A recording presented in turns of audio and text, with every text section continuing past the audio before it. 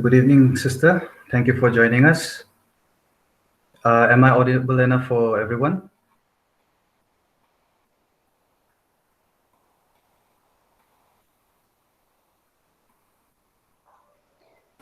Yes, Patrick. Oh, okay. So we'll be starting in a minute.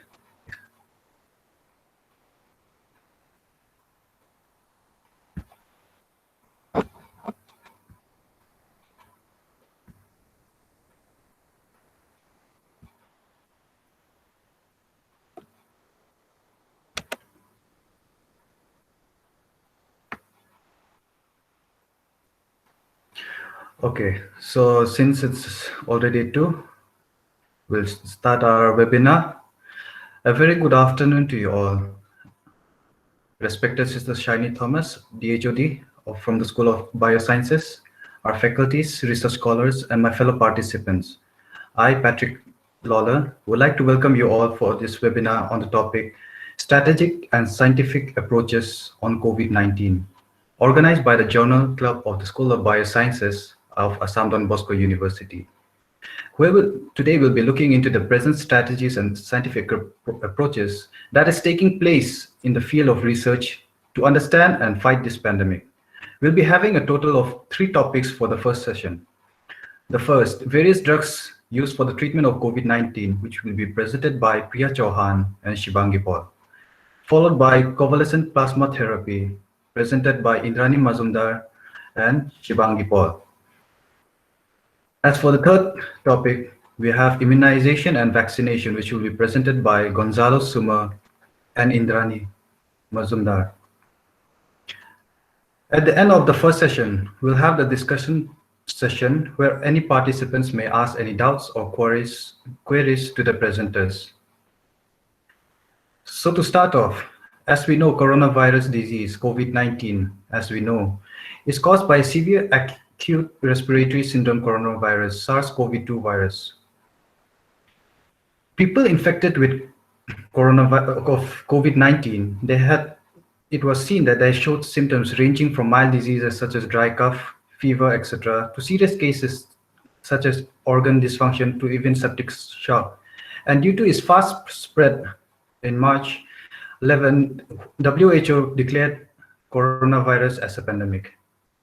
Now, as we face this COVID-19 pandemic, the knowledge of the new virus is limited, making it hard, making it a big challenge to produce vaccines and for its treatment. So to start off today's session, let me invite our first presenter, Ms. Priya Chauhan, to present on her topic, various drugs used for the treatment of COVID-19, followed by Shivangi Paul on the same. Thank you, Priya, you Patrick. may present. Yes.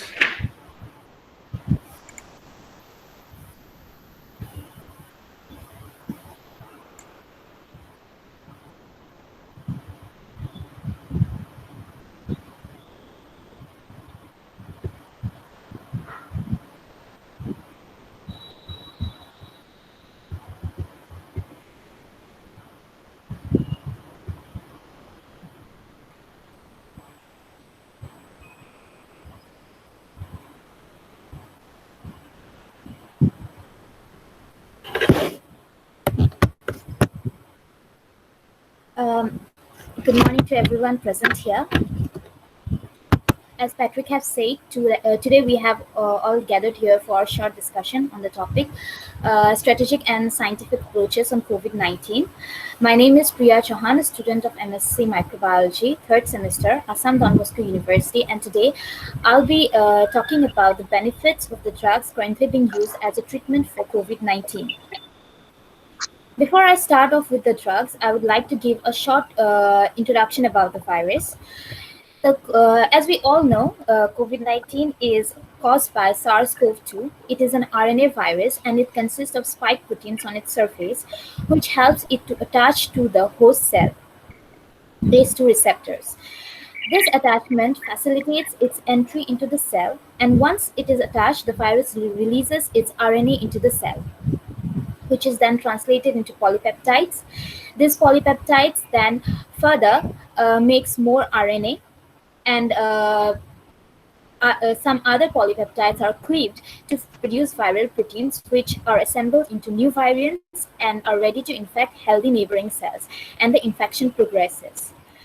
There are several drugs that are being studied for their effect on COVID-19 treatment. I have listed a few of them about which I'll be talking today. This is the list of the drugs I'll be discussing. So the first drug I have taken is remdesivir. It is a nucleoside analog and is used for and is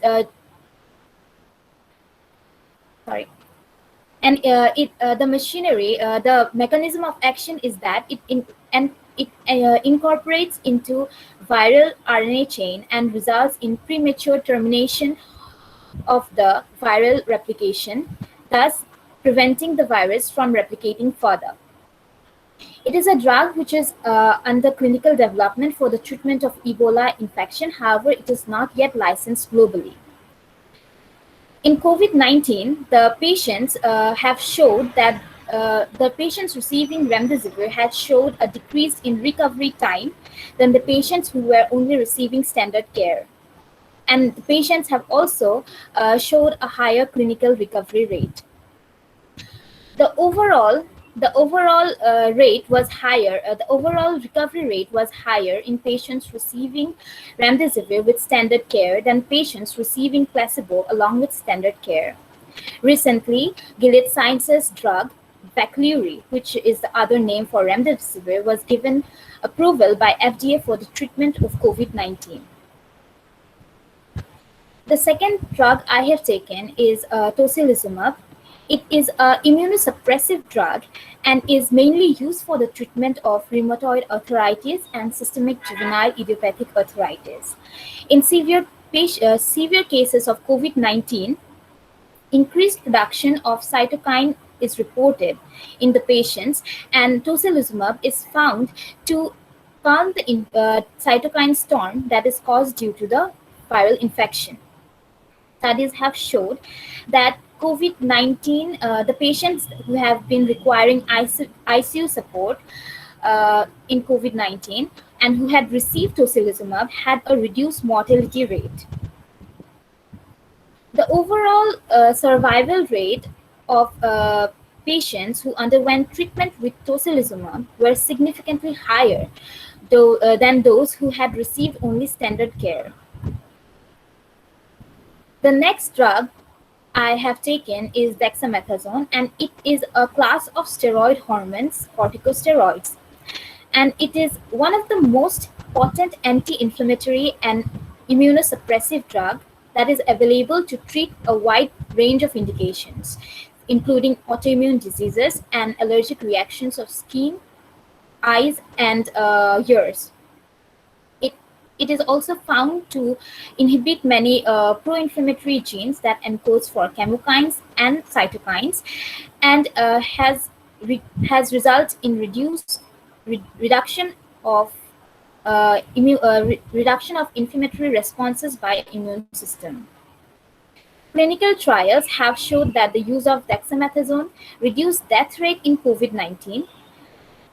In a trial conducted by UK Recovery Group, it was seen that the overall death rate in dexamethasone group was found to be 29.9% as compared to the death rate in the standard care group, which was found to be 25.7%.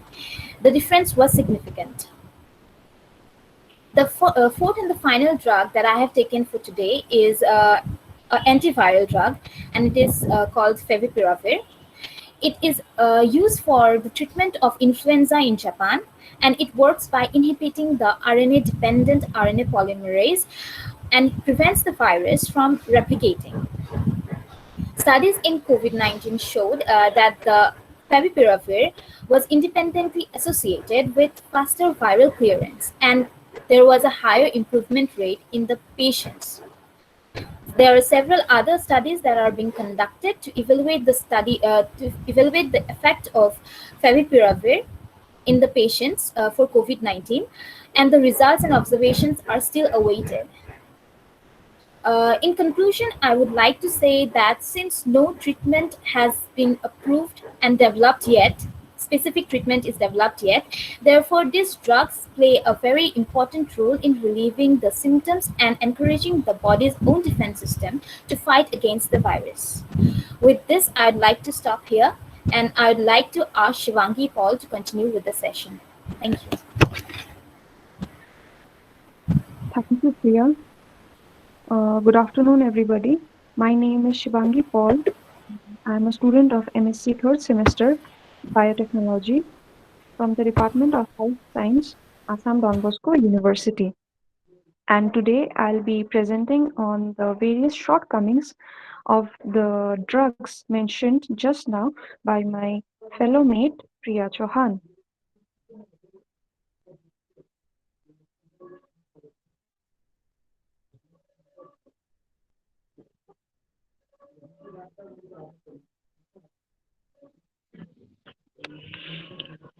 So, the various drawbacks of the drugs involved in the COVID treatment.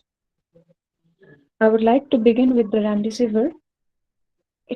Studies have shown that the viral replication continues only till the 7th day from infection. So, this is the period during which the virus post infection into the or entry into the body of the patient is replicating its genetic material.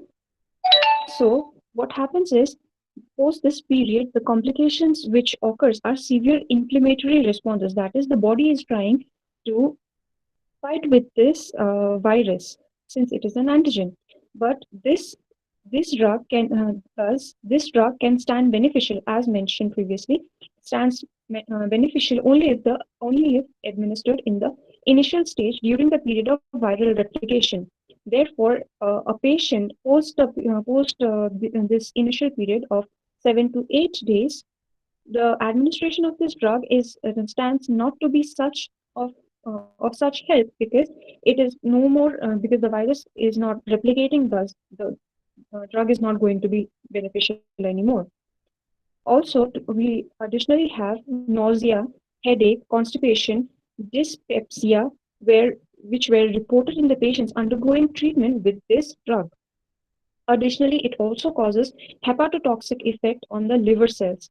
In fact, it should not be given to patients having liver and renal impairment. What happens is this drug causes certain toxic effects on the liver cells and thereby deteriorating the condition of, if any, liver or renal impairment patients.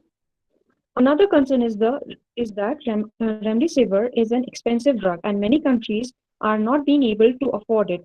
Thus, although it is not an ideal drug to treat this virus, some countries are taking it as an alternative. But then there are also some countries, because of it being an expensive one, the drug being an expensive one, are not being able to afford it. Uh, coming to tocilizumab, although studies have found that tocilizumab to be effective in treating the hyperinflammatory responses and higher recovery rates due to its immunosuppressive effect, there is a concern about acquiring a secondary infection during the process of the treatment. During a patient suffering from this virus, there is a high secretion of cytokinins in the body. In such a case, the body, when it is trying to fight the virus, there could be the things may go wrong. That is, the immune responses may may cover an extent, may cross an extent of safety, and there may be possible some there may be required some immunosuppressive effect, which is provided by this very drug. But it may be possible that since the body's immunity through this drug is being brought down to a lower level, the body's immunity goes weaker, for which there are higher chances of the body conducting some additional secondary infection. And such infections include the upper respiratory tract infection, the skin infections, pneumonia, which are one of the most common infections which are being observed.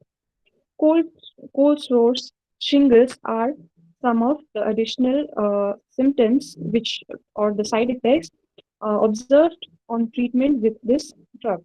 There is therefore a very important need to study it more to understand the efficacy and the safety of tocilizumab. Coming to dexamethasone, however, the use of dexamethasone have hampered the immune system, as it also would result in the inhibition of the protective function of the immune cells. This is also a corticosteroid drug, a molecule. So it is also having the similar function on the immunity of an individual. It is bringing down the immunity, the strength of a person's immunity to a lower level, for which the chances of acquiring additional infections rises all the more. Therefore, this is a concern that the patient may acquire the secondary infections. Deteriorated cardiovascular conditions are also observed as a side effect for those patients who have been administered with this dexamethasone drug. In fact, there have been various review studies which mentions that about 7.4% of mortality rates were observed in the entire study population, which marks it as a matter of concern, or a study which requires more and more effort to understand the efficacy of this drug. So that is why it cannot be declared as a suitable drug for treating this infection as for now. Dexamethasone, being a corticosteroid, it should not be also prescribed to patients with diabetes, since this corticosteroid is somehow, it has been observed that the diabetic patients are showing additional deteriorated conditions with this drug administered to their bodies. Coming to favipiravir, this is a drug which is administered to a patient's body at a very high load. The requirement is very high. In fact, it is 18 tablets for the first day, followed by 8 tablets per day for about 4 to 7 days at least. This causes a hepatotoxic effect, as mentioned earlier, which again damages the liver cells. In fact, there are also side effects like diarrhea, elevated liver enzyme levels, which deteriorates a patient's condition further. Adverse effects such as decrease in the neutrophil count, transient thrombocytopenia have also been observed, which is basically an abnormal decrease in the number of platelets in the blood. Such conditions deteriorates or brings down the immunity of an individual even to a lower level. This drug is also forbidden from prescribing to pregnant women. So all these drugs, just I would like to conclude here saying, since all these drugs have been administered to the patient suffering from this infection, it is because not an ideal drug have been discovered or invented yet. Of course, as we understand, a single drug requires at least uh, in minimum at least 10 to 14 years to be declared as a suitable drug for fighting any or treating any disease. A suitable drug, of course, we have not been able to find it. Although these drugs have been used as an alternatives, all these drugs do come with their shortcomings. So we do need more and more study to find a novel drug, and maybe which would be an alternative from the of a vaccine at least. Thank you.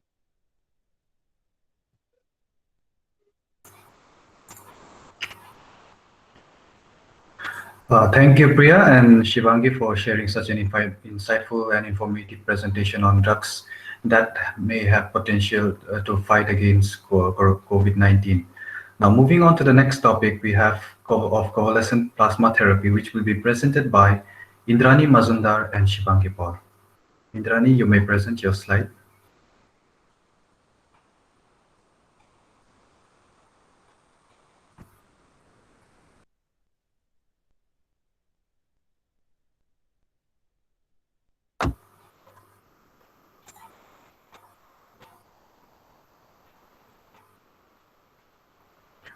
Indrani, if you can hear me.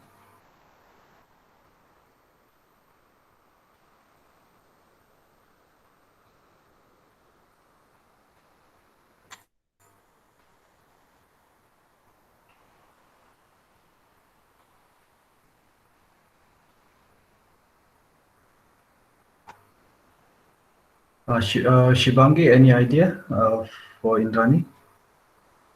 I'm trying to contact her. I think there's some network issue. I'll just contact her and revert back. Okay, sure.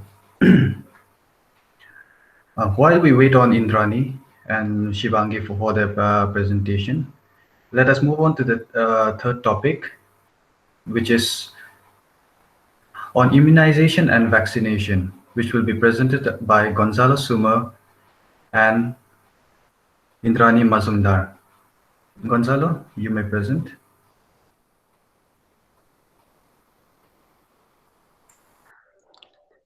Yes, thank you, Patrick.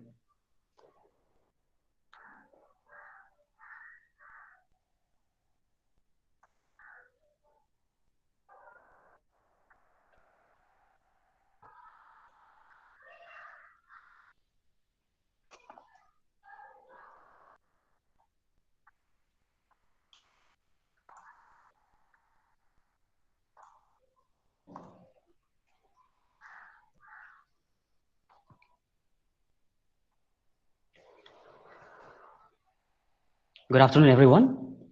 To all the staff members of the universities and participants. My name is Gonzalo Sumer, a student of MSc Biotechnology at Assam Bosco University. During this emerging pandemic time, as we discuss the novel coronavirus and how it has greatly impacted our lives and also economy as a whole, we must bring forward on a community basis how to be aware of the situation, take preventive measures, and keep ourselves constantly updated. As we know, the coronavirus outbreak that originated in the Wuhan city of China, caused by the severe acute respiratory syndrome, has taken millions of lives on Earth. And this new virus that has emerged hasn't been identified in humans before. Of course, the coronavirus family, the Middle East respiratory syndrome coronavirus, the MERS, uh, also known as the severe acute respiratory syndrome coronavirus, the SARS-CoV, that caused the human infection transmission from bats via the intermediate hosts like the camels and the civet cats, respectively. One interesting fact and a nurse bragging fact virus is that its long incubation period, which remains mostly asymptomatic yet contagious, which is the key for the rapid spread of this virus across the globe. A lot has to depend on the history of the virus. In case of the SARS epidemic, which occurred in 2003, the virus was generally infected. The virus generally infects when the infected people develop symptoms. Now, here the public authorities could quickly respond to it to break the chain of transmissions. However, in this new coronavirus, we don't know yet if it is similar or not, or does it spread silently or without causing symptoms from one person to person. If so, it could complicate the efforts to control the transmission. There's quite a different methods to suppress or cure this virus. Which is undergoing researches, as we have all heard from the previous speakers, and based on how effective and effective this virus, I will be presenting on how vaccinations and immunization has and will eventually eradicate the virus, or how the body responds to the virus. Now, before we proceed with the vaccination, let us know how the vaccine and the immune system is. Now, a vaccine is an administered drug that contains partially killed or unmutated antigens, or contain an antigenic markers that can stimulate the immune system to create a memory-based immune response against the infectious agent. The vaccines are normally designed to prevent disease rather than treat disease before you even caught it. Now,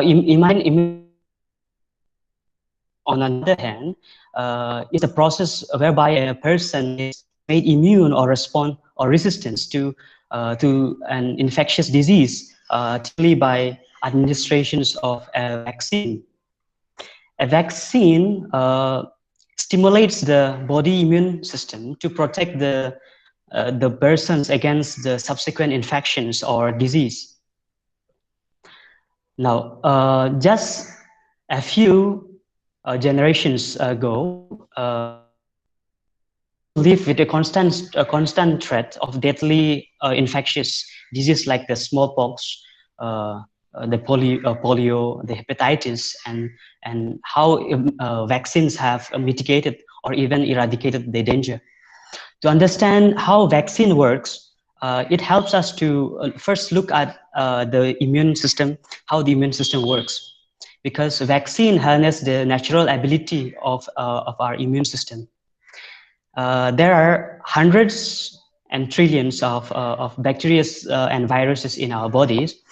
However, not all of them causes disease, but some get inside the body to multiply this can make us ill. There are barriers to stop this from happening. But suppose some disease-causing bacteria do get through it, your immune system is quick to recognize it as an invader. This is because the protein or the sugar on the bacterial phase have different shapes, which is way different from our human body. They trigger of events including many types of the white blood cells working together. Now, one type of white blood cells can make antibodies to fight the invaders. The antibodies can stick to the proteins, or the sugars of the bacterial surface, and this kills the surface. This kills the bacteria or disables them. Now, however, not all will work against these bacteria. They have to be exactly like a right shape, a bit like a key fitting a lock. Our bodies have billions of white blood cells, each of which can just make one right shape antibodies. Only a few of these antibodies will match the invading bacteria. Producing the antibodies of the right shapes can take several days. By this time, there could be billions of disease-causing bacteria already in your body. So once the right antigen, once the right cells are activated, they quickly divide and turn into a production line. Now, making a mass of the antibodies that stick to the bacteria. Now, eventually, when the body gets rid of this bacteria, you recover from it, and antibodies that remains in the blood, and some of the white blood cells may become memory cells. Now, if this specific bacteria invades the bodies again, the immune system will respond so quickly that you won't get ill again. This vaccine also works the same way. They contain a weaken contain bacteria or virus, even just a few proteins or sugars from the surface. Now, this is enough to convince the immune system that a real invader has actually gotten. The same process takes us when a real bacteria or virus invades our body, except we don't get it. Afterwards, if your body ever missed the real thing, real antigens, then the immune system will remember it and get rid of it before you even knew it was there. Now, in a vaccine development, for a general purpose generally takes years or more to develop. Also, additional time to produce on a large scale.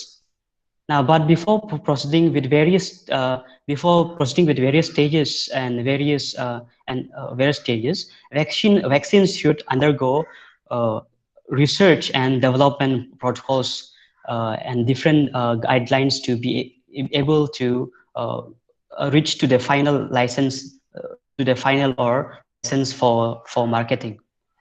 Now, the vaccines otherwise follows a stringent protocols and stepwise patterns that can be categorized into the explanatory or explanatory. Then we have the preclinical clinical trials. Then we have the clinical trials and the post marketing stages.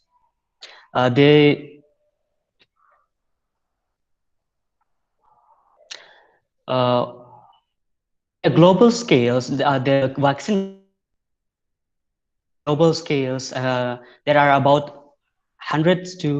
about more than hundreds vaccine candidates that has been proposed in the World Health Organizations, but around 10% of which undergoes clinical trials. Some of it is the some of the candidates that has undergone are the Chinese company called the Sinovac biotech, which is moving into the phase 3 trial in while the University of Oxford. These are the data as you can see on the screen on the global scales.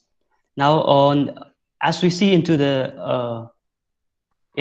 Southeast Asian region, in the Indian region, India being one of the most one of the largest pharmaceutical industry producing major vaccine worldwide, is constantly working with the World Health Organization under the eyes of Indian Council of Medical Research. Several institutes have collaborated to work effortlessly to develop these new vaccines. Some of the major which has been currently going on the research are the Covaxin, which is developed by the Bharat Biotech, which is undergoing the phase 1 and 2 human clinical trials. Then Covishield, which is developed by the in collaboration with the Serum Institute of India in collaboration with ICM, undergoing the phase 2 and 3 of the human clinical trials, and the D. This has already been going into the phase 2 of human clinical trials. Now, how do you see when it is the vaccine is efficient enough or effective enough? Now, vaccine efficiency and the effectiveness are measured are measures that compare rate of disease between the vaccinated and the unvaccinated people. Now, vaccine efficiency is measured in control clinical trials, whereas effectiveness is measured once the vaccine is approved for once in a general purpose. For this, we can identify the proportions of the vaccinated people we could expect to be protected by the vaccine.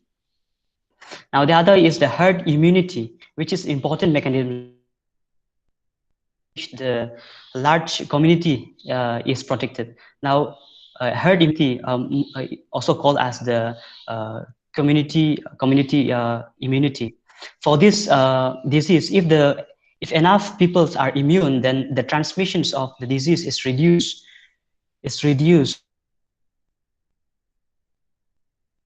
So for the disease like the rubella and the pneumococcal disease. Now, high vaccine coverage maintained to prevent the disease re-entering the populations. Undoubtedly, no vaccine is 100% effective. A small percentage of people are not protected after vaccinations, and for others the protections might wane over times. Now, also some people are unable to be vaccinated due to certain conditions as the immune suppression. Now, maintaining immunity is in those around these people, protects them from disease that they get it. The most accurate way to assess the vaccine effectiveness involves mainly by observing how the vaccinated people and populations interacts with the sizable percentage of the populace has been vaccinated. Now, let's see about the success rate of the vaccine. Well, vaccines have helped drastically reduced the damage done by many diseases in the past. for the vaccine to defeat the COVID-19 pandemic, we also look back at all the vaccines that has achieved from humanity. Now, about the vaccine that has helped reduce global cases of mumps, measles, and the rubella. About 2.6 million people were dying from the measles every year before the first vaccinations for the disease has been introduced in the 1960s. Now, vaccinations resulted in 80% dropped in the measles that has occurred. As we look in the graph, there is the 80% drop in the measles death between the year 2002 to 2017 worldwide. This is according to the World Health Organization, and the other is about the polio. Only a few decades ago, paralysis or death was a very real concern, as millions fell victims to polio. Now, looking at the cases, the report cases from 1980s to the 2017, now polio has almost disappeared. In conclusions, vaccines has saved millions of lives and have contributed enormously to the global health. For example, like the eradications of the smallpox and the randipests. Polios are almost eradicated, and the virus in controlling measles makes these infections a potential target for these eradications. Until the vaccine is made available, people need to adhere to some of the basic preventive measures to fight against the novel coronavirus. Thank you.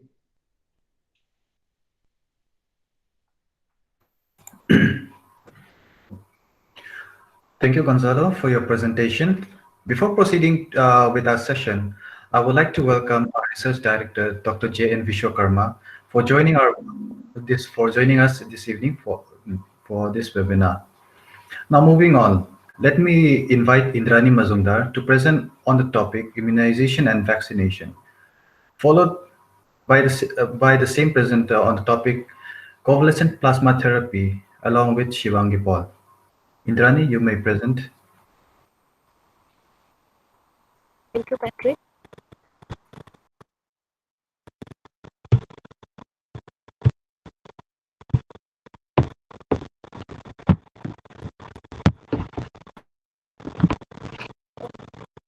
Good afternoon, one and all present here. My name is Indrani Majumdar. I am a third semester student from the Department of Microbiology, Assam Bosco University. Today, since we have a discussion session on strategic and scientific approach on COVID-19, I would like to take the discussion forward by discussing about the drawbacks of vaccination and immunization.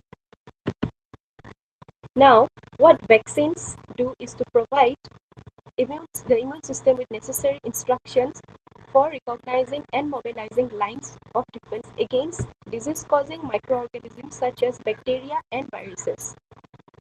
We can see here in the picture about the classical vaccines. What happened in the case of classical vaccine is that antigens are introduced into the body originally from inactivated or half-activated bacteria or attenuated viruses. These antigens are then capable of causing the disease, but are still capable of activating the immune system, and its cells develop antibodies. So, if a person comes in contact with a native pathogen, the immune system will already have the necessary antibodies ready and will multiply them much faster because it already been sensitized by vaccines. Now we can see about the various phases. Phase 1, which is known as the first human test.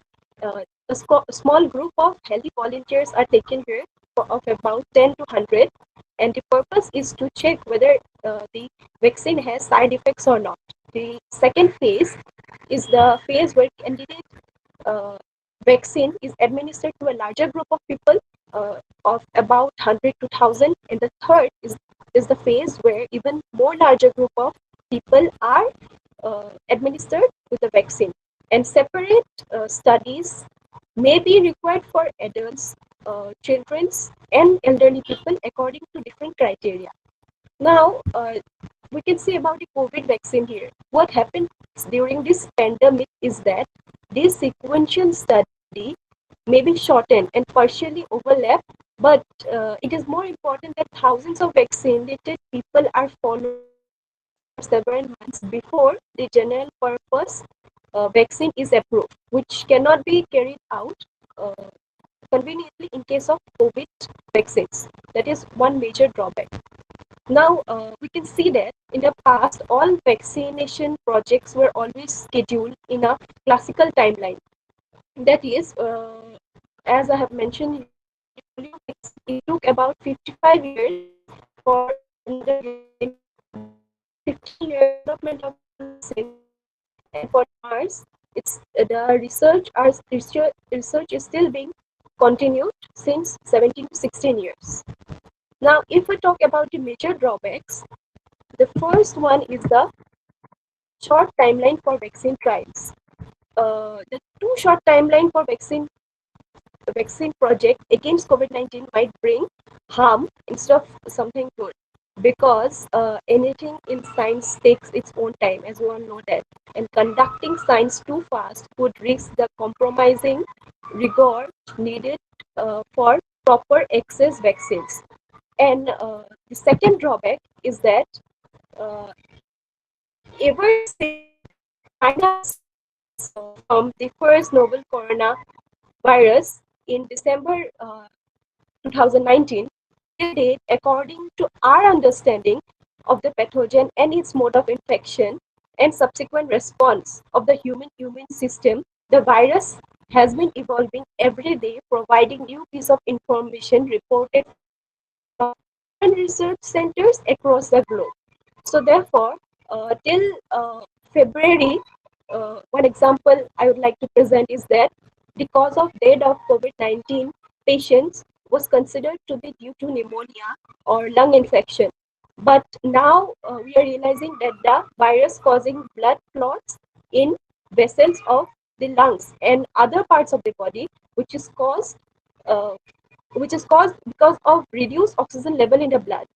Earlier, patients used to drop dead on the road even before reaching the hospital, but now we can at least sense that this is because of a particular reason, that is happy hypoxia, where oxygen saturation is going below 90%. And now, therefore, we are advised to keep oximeter and keep on checking with the oximeter and keep it maintained. Then uh, another kind of situation is that when before, uh, though the variation of infection vary from person to person, but now it is understood that cytochrome is the main reason, that is patient's own immune system exposed in an exaggerated manner is the main reason. Then another example I would like to take about that is that earlier it was understood that the infection is completely symptomatic, but quite recent studies showed that some patients are asymptomatic and have pre-existing immunity developed from past exposures to SARS virus strains. And according to a recent journal, information was collected that from the journal, the New England Journal of Medicine, in this October 2020 issue, they claim that the marker found within the ABO gene, which is one of the determinant factor. So we can say that every single virus is not known yet, and we are discovering things every day, new things. Uh, Now, next, I would like to talk about the efficiency of the virus. Vaccines do not provide immunity 100% in all cases. Efficiency of varies based on various parameters. Certain factors such as every individual's immunity, mutation of the pathogen, constant evolution of circulating influenza virus strains, and emergence of new strains diminishes with and the effectiveness can be viewed. The rate of effectiveness also vary from vaccine to vaccine, from individual to individual. The fourth drawback I want to mention is about the safety of the vaccine. No vaccine is 100% safe and may have side effects. There are instances from the past and present in that I'd like to take the example of the 1960s, where a vaccine for respiratory syncytial caused bad common cold and symptoms in children by making children more susceptible to severe infections. Also, an incident of 1992 where two specific mumps vaccines were withdrawn because they caused a form of meningitis. And the third, I would like to take antibody-dependent enhancement is another potential adverse event found in vaccines for measles. Sometimes we might say that only one in 10,000 cases are serious adverse effects, but when the trials are carried out with limited people, therefore the adverse effects are also gets limited. The next drawback I would like to present is when out of 100 or more vaccines entry in, when out of 100 or more vaccines enter the preclinical trial, only less than 10% enters the second phase, and only couple of those enter the human trial stage. COVID-19 vaccine was developed by AstraZeneca and Oxford University. They faced a second setback in the third phase of human trial when one of their Brazilian trial volunteer has died. Also, earlier they had a first blow when one of the volunteers developed transverse myelitis. And then second example, I would like to take Johnson's and Johnson's COVID-19 vaccine. They also had to stop their work due to unexplained illness in a study participant. If we talk about the promising possibilities, a better remedy could be anything else. When the whole world is involving in the vaccine program as the sole way, so there could be another ways for treatment of COVID-19, because novel coronavirus could become something like a seasonal flu in course of time. Chances are there that we may succeed in multiple treatments, therefore more concentration should be given for different kinds of treatments such as plasma therapy and also development of different drugs. To conclude, I would like to say that what if we don't have a suitable vaccine in our near future for COVID-19? Then the answer is very simple. We need to learn to live with the novel coronavirus, controlling and resisting it, and as a good and adjusting with the existing situation as we are doing now.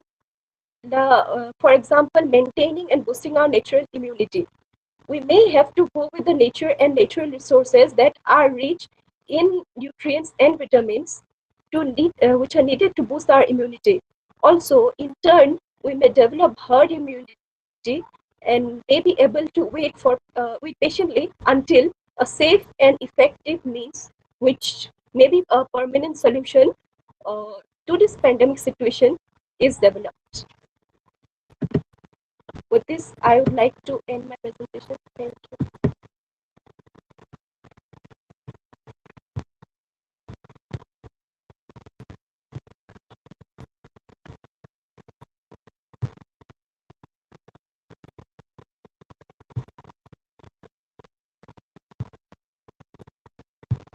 I would like to continue the presentation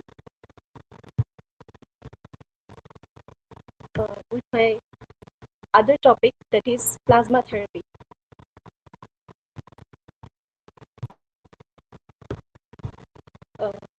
If we talk about the benefits of plasma convalescent plasma therapy, first I would like to start with that uh, when pathogen attacks an individual's body, the immune system starts working and release proteins to fight against that infection. Now, convalescent plasma refers to plasma obtained from an individual who has recuperated from infection. Therefore, first we need to know what is plasma. Plasma is the liquid part of the blood, uh, which is made up of large water, salt, and proteins. It provides a medium for red blood cells, white blood cells, and platelets to circulate through the body. This passive immunization therapy came into existence back then in 1980, has been used in different diseases and during different pandemics such as the 1918 H1N1 influenza virus. According to the Food and Drug Administration, since similarities are there with the previous pandemics and epidemics, hence COVID convalescent plasma therapy might prove to be a promising and effective therapy in this present situation too. And presently in India, Maharashtra came out to be the world's largest plasma trial state. In Assam, it was started in end of June under Guwahati Medical College Hospital. If we discuss about the mechanism of plasma therapy, plasma contains the antibodies and they serve as a medium of creating blockage between the surface glycoproteins of the virus and the receptor molecule of the body cells, preventing infection.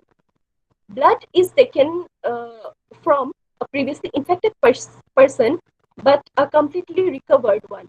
And the plasma component of that blood is separated and contains the antibodies against the SARS-CoV-2 virus. This plasma is injected into a person's body that will fight the virus and neutralize it from spreading and finally boost the immunity of that individual. Now, the key factor of this therapy are the neutralizing antibody titers. They are of two types. The IgG, which is the main component and therefore present in more amount, and the other antibodies are grouped together as neutralizing antibodies. The potential donors for this therapy are the nasopharyngeal swab positive and the serologic positive with symptoms free for at least 14 days. And the other criteria for this therapy are that early administration has to be done within 3 days of virus detection. Then treatment should be suitable for suitable blood type and testing of past medical history has to be done. Then it is necessary to find eligible donor who has high level of neutralizing antibodies, because according to an earlier study, the level of specific neutralizing antibodies to SARS-CoV decreased gradually after 4 months to undetectable levels within a year. Therefore, according to the present scenario, the therapy is administered within 3 months only. Now, if we look for the clinical symptoms, there are certain most common symptoms such as fever, cough, and shortness of breath. And the less common symptoms include sputum production, chest pain, diarrhea, nausea, vomiting, headache, and sore throat.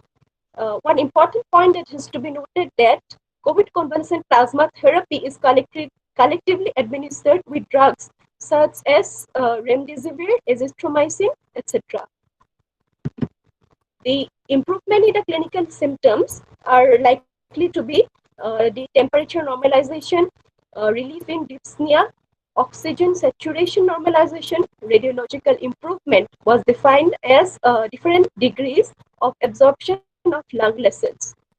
To conclude, I would like to say that there is no doubt that COVID convalescent plasma therapy has brought the mortality rate under control and helped in recovering for COVID infected patients to a great extent, but it is still considered to be experimental therapy used for emergency use during the health crisis, and continuous study and evaluation is therefore being carried out by the researchers and scientists.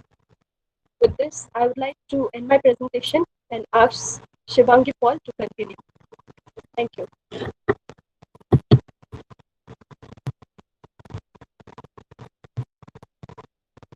Thank you, Indrani.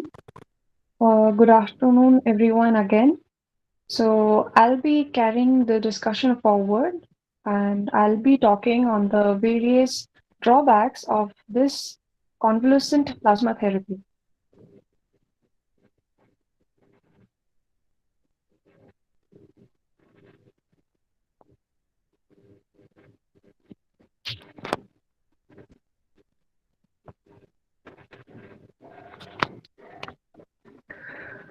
The cons of the convalescent plasma therapy. I would like to begin with the efficacy of this therapy. As we know that the use of the convalescent plasma therapy is not very new. In fact, it dates back to 1800s. It was used during the severe acute respiratory syndrome SARS pandemic 2009, influenza A H1N1, avian influenza A H5N1, several hemorrhagic fevers such as Ebola, and many other such viral infections. What we understand from here is that the therapy has been used as an alternative for the treatment, and it has not been possible to declare this therapy as a line of treatment. In the case of the COVID-19, which in the current virus, the reason of the therapy not being an efficient one to the extent of declaring it as a proper standard line of treatment is that since viruses are having a nature of undergoing mutation very rapidly. Thus, the therapy is not efficient to suppress and kill the ever mutating virus, as the antibodies in the convalescent plasma originating from a recovered patient will only be suitable and specific for the virus it has encountered previously and not for the newly mutated viruses. Therefore, cannot be it cannot be uh, it cannot be declared, or it is very uncertain that to what extent is the therapy going to be efficient or reliable. Talking about designing these antibodies artificially, that could be an idea to treat the current to treat the current viral infection by COVID-19, but the drawback lies again in the mechanism of this therapy, in the mechanism of the working of the therapy. Since although the designing of an antibody is not as simple as it sounds like, and includes a lot of complications. Even though if one is successful in designing such an antibody, the antibody will not be suitable to treat the infection at a long run with regards to the mutating nature of the virus. Coming to the time of detection, the time of detection of the virus in a patient also plays a crucial role, because the protocols suggest that the therapy can be should be administered within the 3 days of infection on by a patient. But it has been observed that many a times the detection is not as early as desired, and the patient has already reached a more critical and deteriorating conditions. So since the therapy is not helpful anymore to treat such patients with such deteriorated conditions, the therapy is not very efficient in this respect as well. Coming to the compatibility with which is with respect to the medical history. So a patient having certain medical history like diabetes, and specifically talking about cardio-related issues and osteoarthritis, these conditions patients with such conditions have been observed that the therapy is not very much helpful, or even if it could help, it is posing many other side effects. There is also a time period of 14 days to ensure the ability and safety in obtaining the plasma from a convalescent ones. So there is this period of at least 14 to 28 days during which a patient who is claimed to be recovered from the infection is is uh, is observed, is monitored to no more show the symptoms of the infection. And this period in the current situation where the demand for the plasma is increasing with quite a striking rate, the demand increases, and but then the supply of the plasma leads to but the supply of the plasma is not reaching the desired demand. And this is because of this condition. Even though we have the donors, we cannot declare them eligible to donate their plasma, because we have to stick to the protocol of monitoring them to at least 14 to 28 days. Now, coming to the time of retrieval of the plasma from the convalescent patients, studies have suggested that the plasma recovered from a recovered patient, the antibody load in the plasma of such patients start decreasing post a period of 3 months after the patient has recovered from the infection. Then, for only a period of 3 months, the antibody load in their plasma is suitable for donation, and otherwise, post this 3 months period, the load starts decreasing, which is another drawback of this therapy. Chances of side effects from additional drugs administered. As mentioned by my fellow mate Indrani, that there are some other drugs which has to be administered to the patients in addition to this therapy. It has been observed that there have been certain side effects posed by these additional drugs. Post transfusion risk. Conditions like TACO, transfusion associated circulatory overload, transfusion associated acute lung injury, and also additionally some other allergic reactions post transfusion has been reported, which eventually leads to lung failure. In such conditions, the air sacs of the lungs lose their ability to exchange the air, and eventually the lung loses its function. The lung loses its ability to function any further.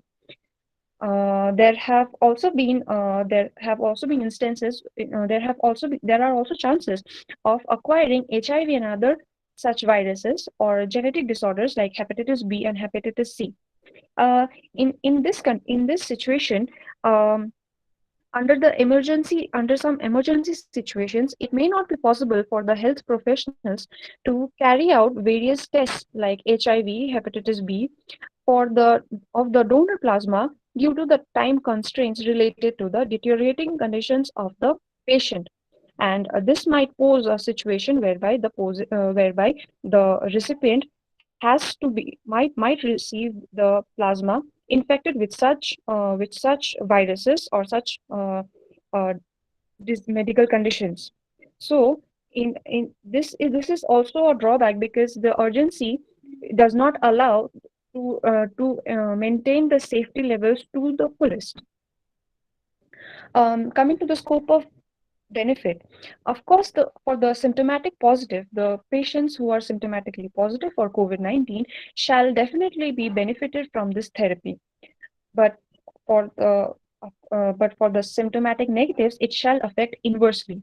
Now, the reason for mentioning this particular category is many a times the symptomatically negative patients who are suffering from common flu or viral fever, the symptoms coincide with the symptoms of a patient suffering from COVID-19. And if by chance, due to some m- mis misconduction of the tests for the confirmatory test, if the therapy is eventually administered to such negative patients, it shall affect their health inversely in turn. For the asymptomatics, for the asymptomatically negative patients, similarly, it shall affect them inversely. But for the asymptomatic positives, that is the patients who are infected with this COVID-19, but who have not shown any symptoms as yet, in that case, the therapy is definitely going to be helpful for them, but the struggle lies in the detection. The Plasma Convalescent India Placid, a study which was conducted by the Indian Council of Medical Research (ICMR), is the first completed randomized control trial in the world. According to this study, uh, the patients of a total number of 464 patients were studied, who were grouped under two categories. The case where the total 235 patients were receiving the convalescent plasma therapy along with standard care, and the control group where the 229 patients were receiving only the standard care. That is, they were not receiving the convalescent plasma therapy. Out of these, the total number of 34 patients died in the first arm, that is the case arm, and about 31 patients died in the control arm, that is the patients who were not receiving the plasma therapy. So these figures somehow shows that it is not very much reliable, or it is to say that the plasma therapy can be depended upon as a standard treatment for this infection at this time. Therefore, I would like to conclude here with this thought that no matter how much one relies on this therapy, it does require more and more extensive research and evaluation. Thank you. Thank you, Indrani and Shibangi, for sharing us the knowledge on convalescent therapy and its potential in fighting against the current pandemic of COVID-19, and also reminding us the need for more research in such field. This concludes our first session. Now let's move on to the next session. If anyone has any questions or points to discuss, you may unmute yourself and ask the respective presenters for this discussion session. This is open for all and anyone may ask.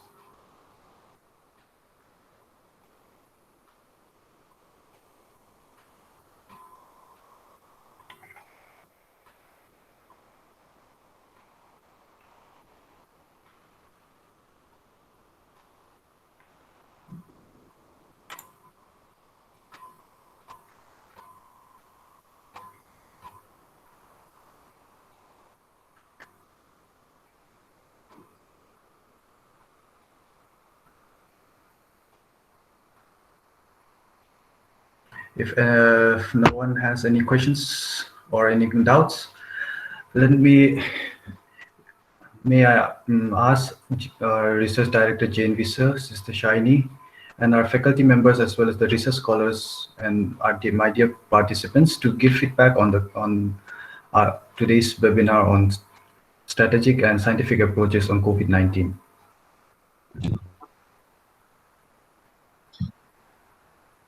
Yeah, shall I? Hello. Yes, sister. Hello, Patrick. Yeah. Yes, sister. Yeah, good afternoon. Yes, good afternoon, sister. Good afternoon, all of you. Yeah. It was very wonderful experience, and I congratulate to all participants, especially speakers. And we have a lot of information on the COVID, and the information what they have shared, that is available many places.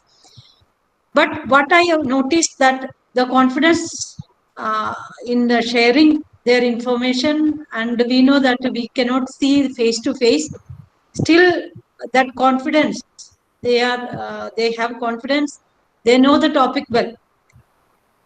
Whatever topic they have shared, that they might have gone well. And all of everywhere we have a positive and a negative comment, but negative comments and all we will talk later. But all as a whole, it was very informative, and I appreciate students and also the faculty, those who have given the guidance and supervision, also grateful to them. And also, Patrick, you coordinated the webinar very well. Thank you, And sister. I also hope that in future, more interested topic will come and the students will present.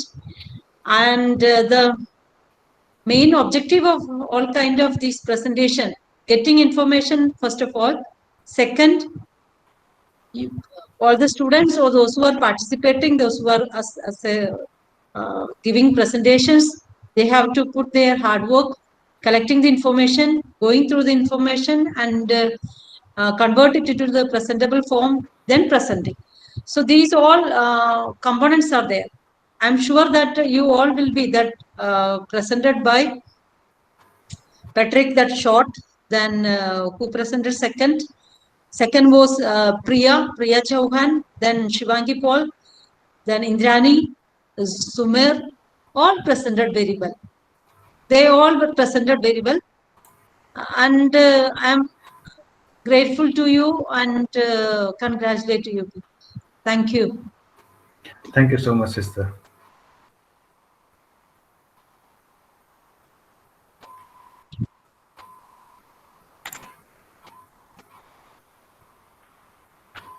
If anyone else has any feedback or any points to discuss, we'll keep the floor open for another minute or so.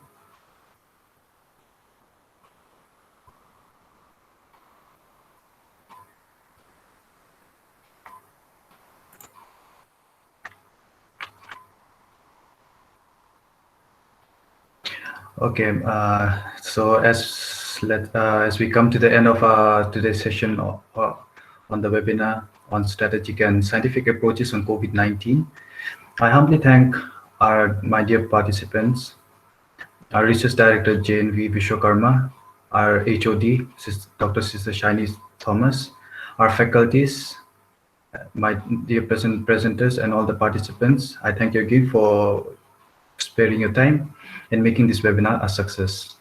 Thank you all. I hope you all stay safe. Have a pleasant evening. Thank you, sister.